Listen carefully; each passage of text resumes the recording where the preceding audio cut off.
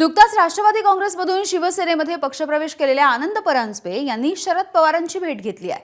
शरद पवार यांच्या silver okay या निवासस्थानी जाऊन परांजपेंनी त्यांची भेट घेतली। 3 वर्षांनी शरद पवार यांची त्यांनी भेट घेतलेली आहे। अनेक जुन्या आठवणींना उजाळा दिल्याचं परांजपेंनी या भेटीच्या नंतर सांगितलं आहे।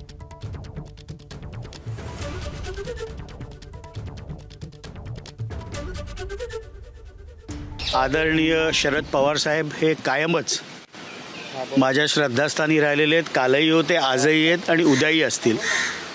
माननीय शिवसेनेचे मुख्य नेते, राज्याचे उपमुख्यमंत्री माननीय एकनाथरावजी शिंदे साहेब यांच्या शिवसेनेमध्ये मी प्रवेश केला आणि त्यांच्या कानावर देखील ही गोष्ट माहिती आहे की मी आदरणीय पवार साहेबांना भेटणार आहे, त्यामुळे चिंता नसावी। साहेबांची सदिच्छा भेट जवळजवळ 3 वर्षानंतर मी घेतली। अनेक आठवणींनी उजाळा साहेबांनी गप्पा मारताना दिला, त्यांचे आशीर्वाद घेतले, त्यांनी नवीन वाटचाली शुभेच्छा देखील दिल्या।